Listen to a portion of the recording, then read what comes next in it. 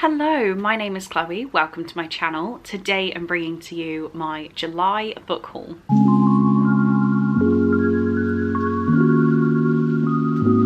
I don't know what I was doing with my hands then. July, I hauled a few books and I'm not mad about it. I hauled 16 books, one of which I'm currently reading, 3 of which were from subscription boxes, and the rest have been bought on trips out, whether that be Chicago Airport on the way back from seeing Cole, or when I went to visit Kayla and Victoria in different towns. So I'm not mad at any of these purchases. They all have like good things tied to them. So let's run through them. Make sure you do check out both my Waypoint Books video and also the Evernight Q3 video so you don't get spoiled for those in this one. We will start off with a book I'm currently reading, which I was sent by the publisher through Tandem, and that is No Romeo by Donna Alam. This is a dark romance. We have a runaway bride at the beginning. I actually haven't read into this. I want to go in quite not knowing much. I'm only on chapter 7 so far, and it's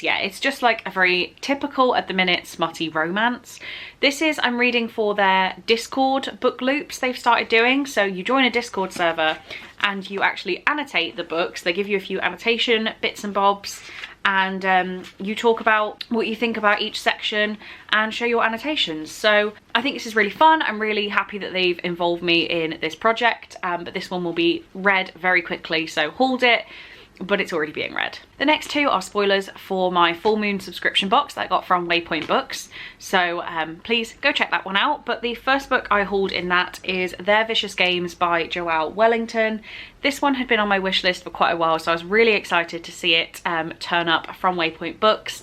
This is a YA mystery thriller set in academia. Edgewater Academy is a school for the very rich and powerful. Adina is neither of those things. Alone and outcast, when she gets into a fight with a fellow student and former friend, her scholarship to a top college is revoked and her world falls apart. Until she's invited to the Finish, annual games for the brightest and best, hosted by power family the Remingtons. The winning prize for the Finish is everything Adina wants, but it's a prize that will come at a terrible cost.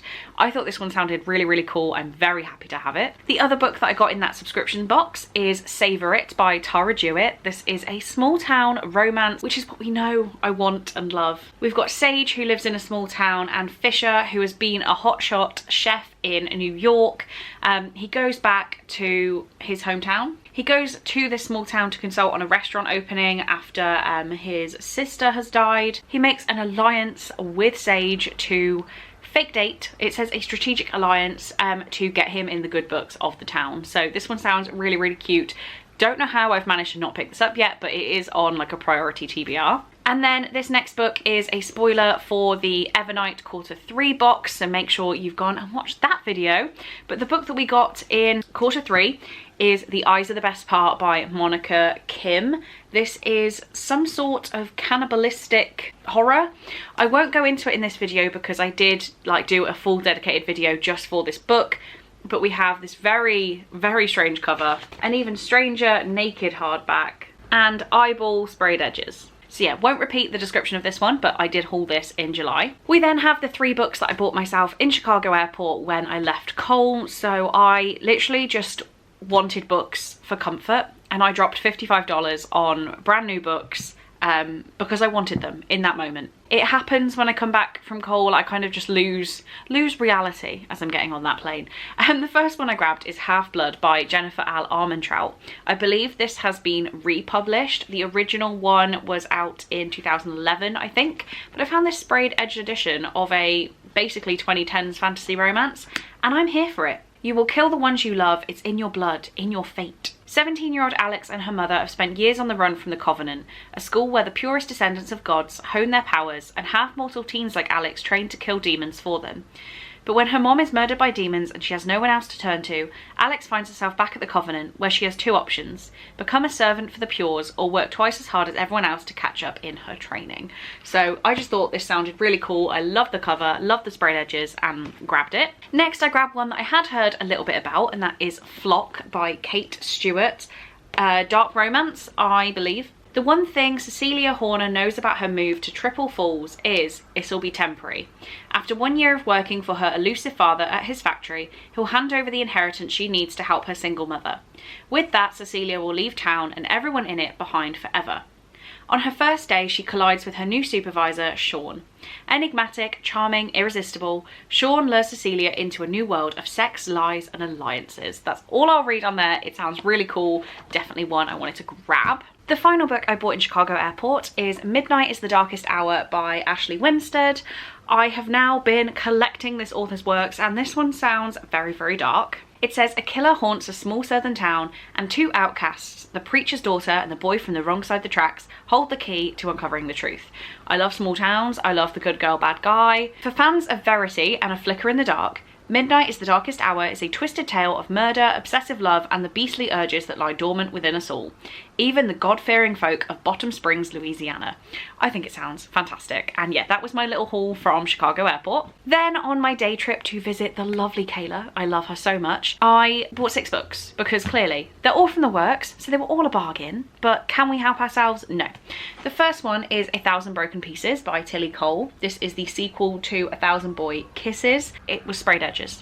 I still haven't read 1,000 Boy Kisses, and I am terrified after reading the other Tilly Cole book I read that I don't repeat the name of on the internet. So I'm kind of scared by it, but sprayed edges. It was a £5. I then grabbed the second book in the Lakefront Billionaire series, which is Love Unwritten. This is the follow-up to Love Redesigned. I have now finished the Dreamland Billionaire series by Lauren Asher, so I have very high hopes to carry on with these. She writes excessively long romances that I really get invested in. So this is a 600-page romance, and we're here for it. I then grabbed a 4-book series for £14 because why not? The covers are adorable, so I had to have them. We have That Kind of Guy, The Wrong Mr. Right, In Your Dreams Holden Rhodes, and Finn Rhodes Forever, all by Stephanie Archer. So clearly we're all gonna have little romance tropes. I think these are all small town. My arrogant fake fiance, I can't stand him. He's a golden retriever and I'm a black cat. So we have golden retriever, black cat romance with a fake fiance. It's gonna happen with fake dating. Small town bookstore. At 30, I've never been in love. He agrees to be my relationship coach, but his lessons aren't what I expected. Sounds perfect. The grumpy guy will pay off my debt if I find him a wife. So Holden is grouchy, unfairly hot, and has hated me for years. We've got enemies to lovers. They're gonna fall in love, clearly. And then the guy who broke my heart is now an arrogant, too hot firefighter who's hell-bent on getting me back. I'll pretend to date him, but actually I'm trying to get him to dump me. We have all the tropes. They sound fantastic. Last but not least, I went to visit my gorgeous friend Victoria. I was so happy to spend the day with her, and I bought 3 books while I did so. I got these all from a discount bookshop, so all about the prices of the works, if not, you know, similar to prices of the works. I've been trying to only grab books that I'm incredibly excited about. So we have 3 here, and they all sounded really, really good, or were on my radar anyway. So we have Bellegarde by Jamie Lilac. I won't read too much into this. It is dubbed like a YA Bridgerton. Evie Clement has perfected the art of avoiding attention as she works at her family bakery and dreams of a life where she can trade dusting flour for designing dresses. Her focus is on honing her sewing skills. She doesn't need to be fawned over by some boy. Least of all, Beau Bellegarde, the playboy of Paris, the second son of the ultra-wealthy Bellegarde family. So yeah, it is dubbed YA Bridgerton. I'm a Bridgerton girly, I'm here for it. We then have When in Rome by Sarah Adams. Rachel has been shouting from the rooftops that everyone needs to read these books. It's the first book in the Practice Makes Perfect series. I've bought a lot of people Practice Makes Perfect without realizing it was the second book in a series. So this is the one that goes first. Technically they are companions, so you can read them. We've got Amelia, who is burned out from years of maintaining her public image as pop princess. She drives off into the middle of the night for a break in Rome, Kentucky that is. Running the pie shop his grandmother left him, Noah Walker is busy enough as it is, but after finding Amelia on his front lawn in a broken down car, he decides to let her stay in his guest room, on a very temporary basis of course. Sounds great. And last but not least, we have The Writing Retreat by Julia Bartz, and I will read you the blurb of this one because it's very, very short. 5 attendees are selected for a month-long writing retreat at the remote estate of Rosa Vallo, the controversial high priestess of feminine horror. Alex, a struggling writer, is thrilled. Upon arrival, they discover they must complete an entire novel from scratch, and the best one will receive a 7-figure publishing deal. Alex's long extinguished dream now seems within reach, but then the women begin to die.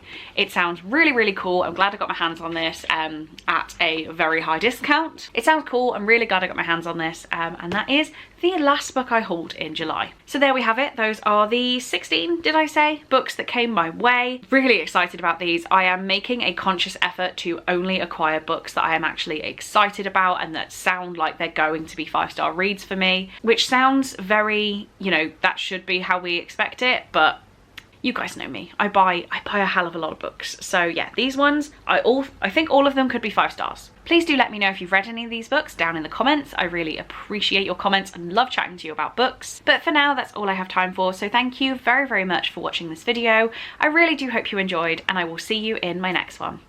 Bye.